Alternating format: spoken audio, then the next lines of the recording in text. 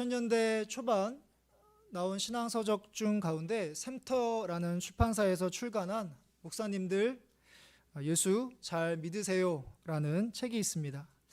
한경진 목사님, 영락교회 한경진 목사님의 영향을 받은 29명의 교계 지도자들이 겪은 이 고인의 성품과 사역을 통해 이 목사님이 어떤 분인지를 증언하는 내용이 담겨 있습니다. 책 제목이 목사님들 예수 잘 믿으세요 라는 것이 눈에 들어옵니다. 고인이 세상을 떠나기 전에 후배 목사님들이 한경진 목사님이 계셨던 남한산성을 방문했다고 합니다. 후배 목사님들이 자신들에게 당부하고 싶은 말이 있으십니까? 라고 요청했을 때 그 말 끝에 한경진 목사님이 하신 말씀이 목사님들 예수 잘 믿으세요 였다고 합니다.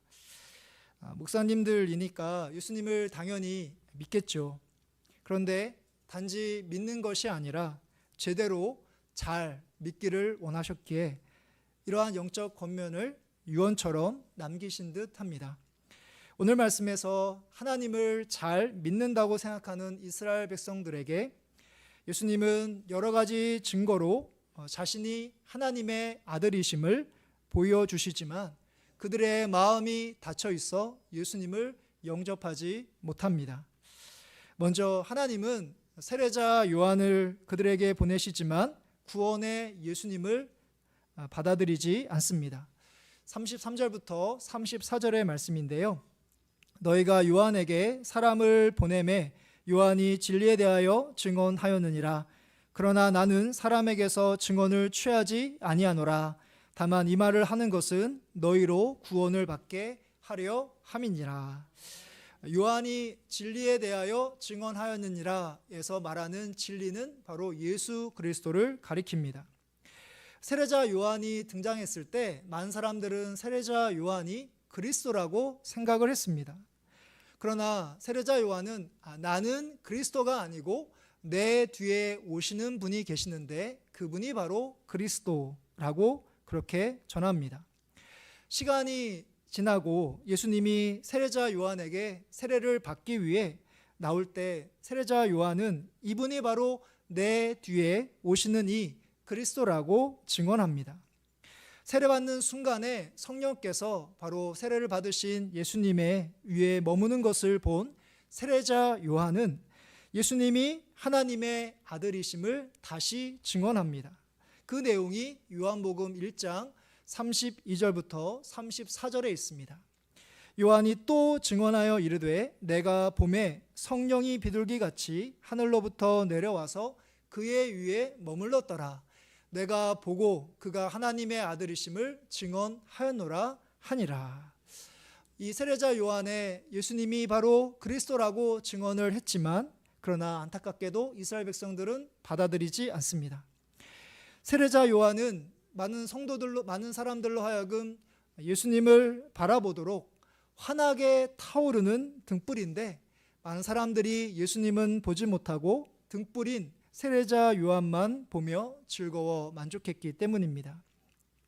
세례자 요한이 하나님의 아들을 증언하고 또한 사도 바울이 십자가에 예수 그리스도를 전하는데 듣기만 할 뿐 많은 사람들이 예수님을 믿지 않습니다. 예수님이 34절 말씀에서 너희로 구원을 받게 하려 함이니라 라고 말씀하셨는데 구원받게 하는 일이 참 너무 어렵습니다. 세례자 요한만큼 하나님께서 그에게 주신 사명을 온전히 감당한 사람이 없는데도 그러하다면 우리는 더 말할 나위가 없을 것입니다.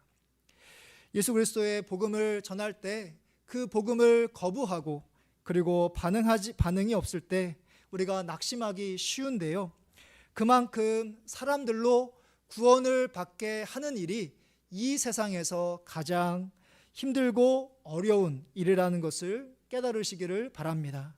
그럼에도 포기하지 마시고 예수님을 구주로 증거하시는 것을 통해서 우리를 부르신 그 사명을 신실하게 감당하시는 여러분들 되시기를 바랍니다. 세례자 요한의 증언을 받아들이지 않을 때 하나님은 예수님께서 직접 하시는 역사로 예수님을 증언하게 하십니다.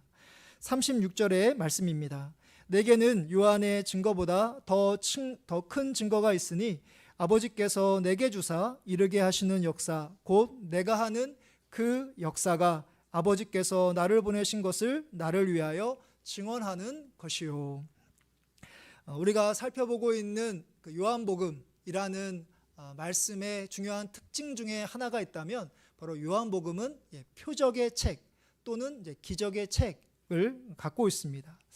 우리가 요한복음 5장의 말씀을 살펴보고 있는데요. 그 앞부분에 보면 예수님께서 표적을 행하신 여러 사건을 기록하고 있습니다. 요한복음 2장에서는 바로 갈릴리 가나에서 예수님께서 물이 변하여 포도주로 변하는 그런 표적을 행하십니다. 그리고 4장에서는 바로 왕의 신하의 아들, 죽을 위험에 있는 그 아들을 말씀으로 고치시는 사건이 기록되어 있고요. 또 우리가 읽지는 않았지만 요한복음 5장 앞부분에 보면 베데스다 연못가에서 38년 된 병자를 예수님께서 고쳐주시는 말씀이 나옵니다. 이렇게 예수님께서 여러 가지 기적과 표적을 행하시는 그런 사건들이 계속해서 나오면서 맨 마지막 부분을 보면 그 사건의 결론에 해당되는 그런 말씀을 보면 바로 예수님의 고침을 받은 사람들 또는 예수님의 표적을 본 사람들이 바로 예수님을 하나님의 아들로 고백하는 그런 내용이 나오는 것을 볼 수 있습니다. 제가 소개했던 세 가지 그 표적 가운데 바로 왕의 신하의 아들을 고쳐주신 그 순간에 바로 그 아버지가 어떻게 예수님을 받아들였는지 요한복음 4장 53절에 이렇게 기록되어 있습니다. 그의 아버지가 예수께서 내 아들이 살아있다 말씀하신 그때인 줄 알고 자기와 그 온 집안이 다 믿으니라. 예수님께서 말씀으로 바로 왕의 신하의 아들을 고쳐주실 때 바로 그 왕의 신하와 모든 가족이 예수님을 믿게 됩니다. 그러니까 예수님께서 왕의 신하의 아들을 고쳐주신 것은 예수님이 얼마나 뛰어난 능력이 있는지 뽐내고자 예수님께서 고치신 것이 아닙니다. 또한 그 치유를 통해서 왕의 신하로부터 무언가 돈을 얻고자 함도 아닙니다. 예수님은 그저 그 표적을 보고 예수님이 바로 하나님이 보내신 하나님의 아들 그리스도임을 믿기만을 바랬을 뿐이죠. 우리가 보는 성경도 마찬가지입니다. 예수님이 하신 일과 함께 바로 성경을 통해 예수님을 증거하고 계시는데 바로 성경이란 예수님을 증언하는 책이기 때문입니다. 39절의 말씀 보시면 너희가 성경에서 영생을 얻는 줄 생각하고 성경을 연구하거니와 이 성경이 곧 내게 대하여 증언하는 것이니라. 구약 성경은 바로 오실 메시아 그리고 신약 성경은 오신 메시아를 담고 있습니다. 바로 이스라엘 백성은 구약 성경을 잘 알면서도 성경이 가리키는 예수님을 보지 못합니다. 그 이유는 그들의 마음 속에 바로 말씀이 그들 속에 없기 때문입니다. 38절의 말씀을 보시면 그 말씀이 너희 속에 거하지 아니하니 이는 그가 보내신 이를 믿지 아니함이라. 예수님을 극심하게 거부하고 또한 핍박했던 사람들의 대표가 있다면 바로 바리새인들과 서기관들입니다. 이들 모두 율법하면 서러울 만큼 율법을 목숨처럼 여기며 또한 구약 성경에 정통한 사람들입니다. 이들이 머리로 아는 성경 지식은 그 누구보다 뛰어난 사람이라고 말할 수 있습니다. 그러나 예수님께서 보시기에 그들의 마음 속에는 바로 말씀이 없었습니다. 구약 성경이 가리키는 예수 그리스도를 보지 못했기 때문에 말씀이신 그 예수 그리스도를 그들이 믿지 못했던 것이죠. 누구보다 성경을 사랑하고 또 성경을 귀하게 여겨서 매일 읽고 또한 성경을 공부하는 사람 중에 그들의 삶과 사역을 볼 때면 또 그분들과 이야기 나눌 때면 말로 설명하기는 어렵지만 마음이 답답할 때가 가끔 있습니다. 성경에 대하여 아는 것은 참 많은데 기름과 물이 섞이지 않는 것처럼 말씀과 삶이 분리되어 있는 느낌 같은 그런 경우를 경험할 때가 있습니다. 그분들 말대로 성경을 더 알고 싶은 마음이 들어야 하고 또 예수님을 더 믿고 싶은 마음이 들어야 하는데 그렇지 않은 것이죠. 그들 머리에 말씀이 가득하여 그들 마음은 오히려 말씀이 있을 공간이 없어 보입니다. 예수님을 믿는다고 고백하고 있지만 예수님을 잘 믿고 있는 것은 아닌 것이죠. 오늘 말씀에서 예수님이 너희들 가운데 말씀이 너희 속에 있지 않다라고 말씀하셨을 때 고개를 갸우뚱거리고 있을 이스라엘 백성들의 모습을 떠올려 봅니다. 제가 앞서 언급한 부류의 사람들도 다시 생각해 봅니다. 이스라엘 백성들이나 하나님의 말씀을 머리로만 알고 있는 사람들이 바로 제 자신의 모습은 아닐까, 우리들의 모습은 아닐까 돌아보게 됩니다. 강팍하고 피폐한 우리의 영적 상태를 성령께서 보게 하시는 그런 은혜가 우리들 가운데 있기를 바랍니다. 말씀이 그들 속에 거하지 않아 예수님을 믿지 않음을 말한 예수님께서는 이제 너희들 마음속에 하나님을 사랑하는 마음이 없다고 지적하고 계십니다. 41절부터 42절의 말씀인데요. 나는 사람에게서 영광을 취하지 아니하노라. 다만 하나님을 사랑하는 것이 너희 속에 없음을 알았노라. 40절부터 44절까지 계속해서 예수님은 그들이 예수님을 믿지 않는 이유를 자세하게 설명하고 계십니다. 그들이 예수님을 믿지 않는 그 이유는 한 단어로 말해서 바로 영광 때문입니다. 자신들의 영광 때문이죠. 44절의 말씀을 보시면 너희가 서로 영광을 취하고 유일하신 하나님께로부터 오는 영광은 구하지 아니하니 어찌 나를 믿을 수 있느냐. 여기서 말하는 하나님께로부터 오는 영광은 바로 예수 그리스도를 가리킵니다. 요한복음 1장 14절에 보면 말씀이 육신이 되어 우리 가운데 거하심에 바로 예수님의 모습을 통해서 하나님 아버지의 그 영광을 보고 우리가 은혜와 진리가 충만하신 하나님의 은혜를 볼 수 있기 때문입니다. 예수님께서 오늘 말씀을 보면 40절에 영생 그리고 42절에 하나님을 사랑하는 것이라는 구절이 나옵니다. 바로 영생과 하나님 사랑, 이 두 가지는 하나님께서 너무나 중요하게 여기시는 것으로 예수님을 이 땅에 보내시는 것을 통해서 많은 사람들이 영원한 생명을 얻고 하나님을 사랑하는 것을 기대하셔서 원하셔서 예수님을 이 땅 가운데 보내십니다. 예수님을 믿어 영생을 얻고 예수님을 사랑함으로 하나님을 사랑하기를 원하셨던 것이죠. 그러나 그들은 영생도 하나님을 사랑하는 것에도 관심이 없는데요. 왜냐하면 그들의 마음이 온통 자기 영광으로 그들의 전부를 가득 채우고 있기 때문입니다. 모든 공을 하나님께 돌리고 하나님이 모든 사람들로부터 주목과 스포트라이트를 받으셔서 많은 사람들이 하나님에게서 하나님의 구원과 영생을 보고 그래서 많은 사람들이 하나님께 돌아와 바로 영원한 생명과 구원을 얻도록 해야 되는데 바로 사람들이 갖고 있었던 자신의 영광이 하나님께 오지 못하도록 예수님을 믿지 못하도록 가로막고 방해하고 있었다는 사실입니다.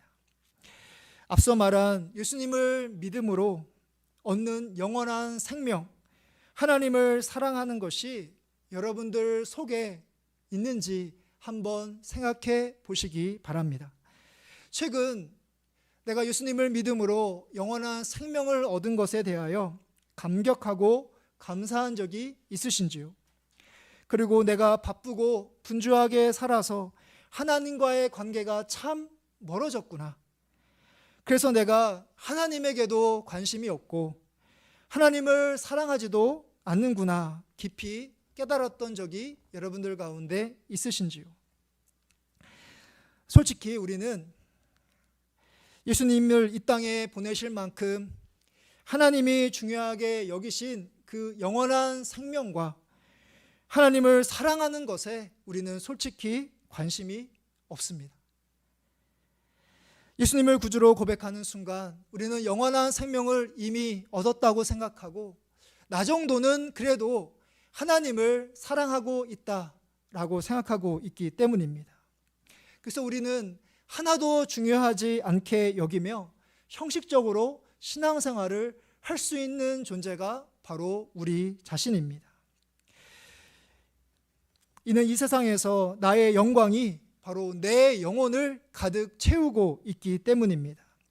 세상 사람들처럼 내 이름이 유명해지는 것, 또한 나의 지혜와 능력이 뛰어나 다른 사람들로부터 인정을 받는 것, 또한 나의 소유가 바로 풍성해지는 것, 이렇게 온통 나와 관련된 나의 영광과 나의 소유와 나의 이름만 계속해서 내 마음과 머리를 가득 채우고 있기 때문에 우리는 영원한 생명, 하나님을 사랑하는 것 관심 갖고 있지 않다는 사실입니다.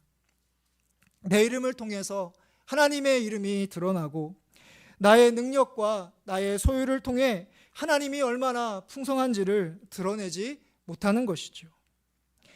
나의 영광으로 말미암아 예수님을 온전히 믿지도 않고 하나님을 사랑하고 있지도 않는 우리 자신을 발견하는 가운데 이제는 내가 추구하고 구하고 있는 나의 영광을 이제 하나님께 다 돌리시고 하나님이 영광 받으시고 하나님을 통해서 많은 사람들이 구원을 얻게 하시는 그런 은혜가 여러분들을 통해서 있어지기를 간절히 바랍니다. 이제 말씀을 마무리하려고 합니다. 오늘 우리가 읽은 요한복음 5장에는 아까 제가 서두에 설명드렸던 것처럼 가장 먼저 베데스다 연못에서 38년 된 병자를 고치신 사건이 나옵니다.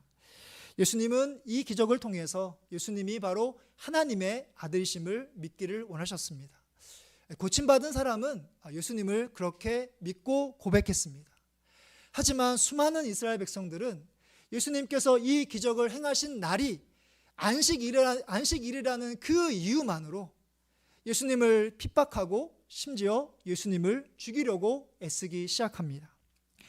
이런 상황에서도 예수님은 계속해서 자신이 하나님의 아들이심을 바로 영생과 심판의 권한을 받았고 믿는 자는 영생을 얻게 될 것이고 또한 믿는 자는 심판을 받지 않게 될 것을 계속해서 선포하고 계십니다. 그 말씀이 요한복음 5장 24절부터 25절에 있습니다. 화면에 있는데요. 우리 같이 함께 좀 길지만 한 목소리로 읽어보도록 하겠습니다. 내가 진실로 진실로 너희에게 이르노니 내 말을 듣고 또 나 보내신 이를 믿는 자는 영생을 얻었고 심판에 이르지 아니하나니 사망에서 생명으로 옮겼느니라. 진실로 진실로 너희에게 이르노니 죽은 자들이 하나님의 아들의 음성을 들을 때가 오나니 곧 이때라. 듣는 자가 살아나리라. 아멘. 이 말씀 가운데 예수님께서 바로 예수님의 그 하나님의 아들을 믿지 않고 안식일이라는 이유로 예수님을 핍박하는 이스라엘 백성들의 영적인 상태, 그들의 상태를 잘 보여주는 구절이 있는데요. 그것은 바로 죽은 자입니다. 죽은 자. 예수님께서 보시기에 이스라엘 백성들은 죽은 자인 것이죠. 여기서 말하는 죽은 자는 우리의 육신이 죽었다는 것이 아니라 영적인 부분에서 바로 죽음을 가리키고 있습니다. 예수님은 영적으로 죽은 그들을 버려두지 않으시고 핍박과 죽음의 위험 속에서도 계속해서 복음을 전하시며 바로 예수님을 믿어 영원한 생명을 얻기 위하여 모든 것을 쏟아붓고 계십니다. 우리는 그래도 예수님을 믿고 있으니 나는 괜찮다. 나는 이스라엘 백성들과 다르기 때문에 나는 괜찮다라고 생각할 수 있을까요? 그렇게 생각하기에는 예수님을 거부한 이스라엘 백성들의 모습 속에 우리의 모습이 고스란히 담겨 있습니다. 하나님의 말씀이 우리 속에 있지 않는 모습, 영생을 중요하게 여기지 않는 모습, 하나님을 사랑하는 그런 사랑하지 않는 그런 우리들의 모습이 바로 이스라엘 백성들 모습 속에 우리의 모습이 담겨 있는 것이죠. 하나님께서 오늘 말씀을 통해서 바로 네가 이런 사람이야, 너 안에 하나님이 없고 너 안에 사랑이 없고 말씀이 없어 라고 우리에게 우리의 있는 모습을 그대로 드러나는 것은 우리를 비난하고자, 우리를 정죄하고자 함이 결코 아닙니다. 바로 세상 죄악과 자신의 영광으로, 세상 영광으로 가득 차 있는 우리 자신을 바로 우리 스스로가 보기를 원하시기 때문이죠. 이제 다시 예수님으로 여러분들의 마음을 가득 채우시기를 바랍니다. 예수님 한 분만으로 만족하는 삶을 살아가시기를 바랍니다. 그래서 오늘 말씀에 나와 있는 진리, 구원, 영원한 생명이신 예수 그리스도를 믿되 영생을 얻되 예수님을 잘 믿으시고 예수님을 온전히 믿는 거룩한 신앙인이 되시기를 주님의 이름으로 축복합니다.